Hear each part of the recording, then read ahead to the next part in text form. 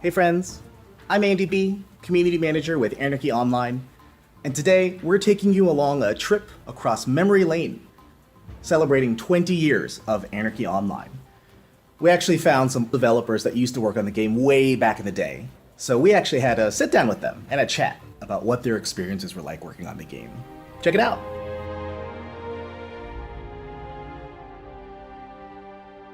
People didn't get the concept of MMO, so the journalists were like, 4 years? Are you mad? 4 years? That's a long time. No way you're going to last maybe 1 year. And here we are 7 years later, and it's still going strong. Hi, it's me, Gaute. Oh my god, it's been 13 years since the last time we did one of these videos. Just reacting to the fact that we said that the journalists at the time back in 2001 didn't believe that we would be there after 1 year. Here we are after 20 years. Oh God, let me sit and do this after 30 and 40 as well. That would be such a great time. It's amazing to look back at the game, at Anarchy Online, which is such a big part of my life, such a big part of my soul, such a big part of my history, such a big part of my creative vision, and just be so unbelievably proud of the fact that it's been going on for 20 years. And first time I walked into Elysium in Shadowlands, and I was completely alone. Of course I was alone. It was no one else had ever. It was like months before the game launched, and I just looked at this beautiful place, and these hanging towering mountains and massive vortex just spinning, and the sense of being in a different world. I'm so proud of Anarchy Online. It's been my child, my brainchild. I'm so proud of all the people I worked with.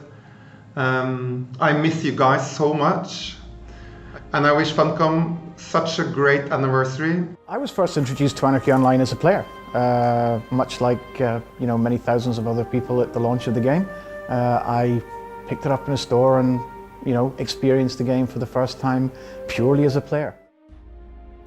Happy birthday, Anarchy Online.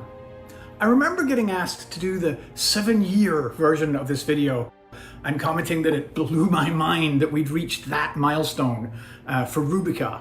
And here we are now celebrating the 20th anniversary of Anarchy Online. I'm so proud to have been part of that legacy and get to create this wonderful game and this wonderful place where players have called their home for 20 years and had so many adventures. Even to this day, as I travel and do conventions and I talk to player communities and get to meet other gamers and indeed game developers, I'm always struck how well received the game is and how people have such fond memories of Anarchy Online. And even all these years later, when I talk to people and they realize that I worked on the game, that we have this wonderful connection over these great memories that people had of exploring Rubica for themselves and what that world meant to them. And thinking about all those players all around the world who've had that experience for the last 20 years. So here's to 20 more years, and we'll see you on the 40th anniversary, hopefully.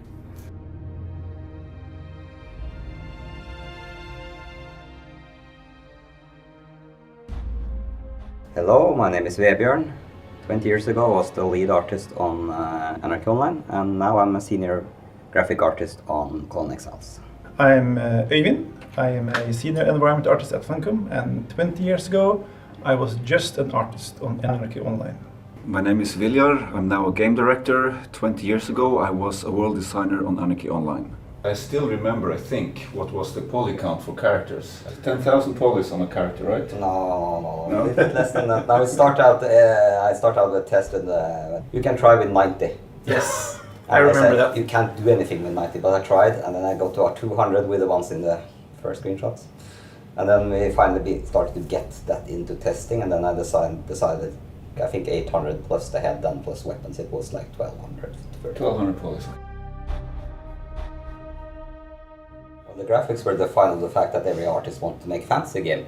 So that's why it ended up more like looking more in the direction of Star Wars, that let's see how much fantasy can we get into sci-fi with the power swords, armors that looked a bit more. And also the inspiration was Quake 2 at the moment as well for the graphics and how textures were made. So we kind of like tried to fantasy medievalize a sci-fi game. There was a lot of freedom, and I think that gave us a lot of humor in the game. Some of it intentional, some of it maybe not. Like the But Elite. I think that there were a lot of freedom when it came to developing the naming for things, the description of things. Also, different designers would have ownership of different areas, and I think that you see, some of the personalities from the designers reflected in the different playfields, at least. When it came to design and graphics, well, everything went into that. It was like so much freedom. We made our own universe. Anything goes. Yeah. I didn't foresee that we would be here 20 years later, but I think that the goal that we all were working towards, we wanted everything to be the best that it could be, and we wanted to be the #1 MMO back in the day. I personally felt that we were the best looking MMO at the time, at least. The art team, they made animatics in 2 weeks or something like that. The holy grail that we were trying to do was that the actions people would do in the game would actually be meaningful. Now, we never had time to develop the systems that would allow that to play out. So we decided instead to actually take things that had happened in the game and gotten some notoriety and actually reflect those in the animatics. So the animatics would have a story, but they would hint at big things that had happened. There was one thing in particular that was pretty cool, where some player just went into the city, the neutral city, and said, "I'm the ruler of the city." And it's like, well, we didn't have any mechanics to support that, but we didn't have any mechanic to say that they weren't.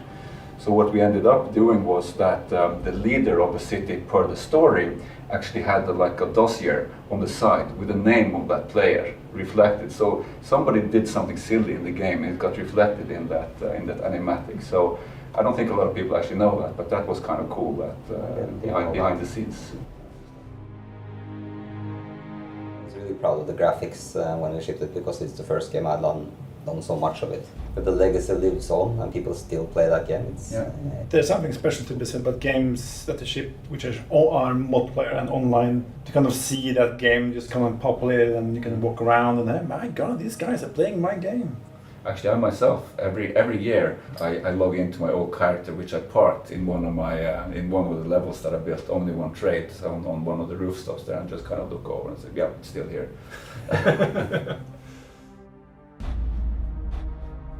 My favorite moment that stands out, because first it was the first game I worked on, and it was the first game that I had the pleasure of seeing shipped. And I remember when we all gathered in the dungeon in the old Funcom offices. There must have been 100 of us, and we had a specially made keyboard with a red enter key, and the CEO stood on a chair, held up the keyboard, and then Martin and Moore, the lead program, went up and pressed the red button, and then we were live. That was actually quite moving back in the day, because we had worked very hard to make Anarchy Online a real product. It's interesting. I've been around to schools talking about game development, and every class there's one or two people, young people, who says, yeah, they played Anarchy Online, and that just amazes me to this day, that even today some people try it, because it is a cornerstone in the MMO genre. The game fostered a certain community, they're still there today, and I think that it's the community that's still, it's probably not big, but it's still there today, and I think that's that always warms the heart. Was it worth it? Because we were pretty hard on that game. If I could go back and tell my 20-year younger me that the game I worked on would still be having players in 20 years, I don't think he would have believed.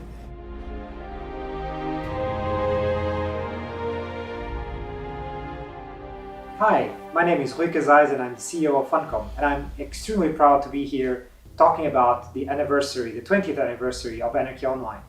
In fact, I first played Anarchy Online a bit after launch when a friend of mine that had an account went on summer vacation, and he let me borrow the account for a few months to play. And afterwards I was really happy that he came back, because I was playing so much that things at university were getting a bit down prioritized. Fast forward a few years later, and that same friend mentions that there's a job opening in Funcom in Oslo. And I was finishing my degree at that point in time, and I decided to apply. And guess what? I got the job. I went to Oslo and I started working on a couple of pathfinding bugs for AO. So my actual career in Funcom started with Anarchy Online, and I'm very happy to be here this many years later as CEO, still holding the torch, proud of everything the game has accomplished, proud of everything the team has accomplished, and proud of the community that keeps the game alive, running, and as a pillar of the MMO community that has been going on for so long. I think it is a testament to the nature of the game. It is a testament to the many people at Funcom that kept it running for so many years.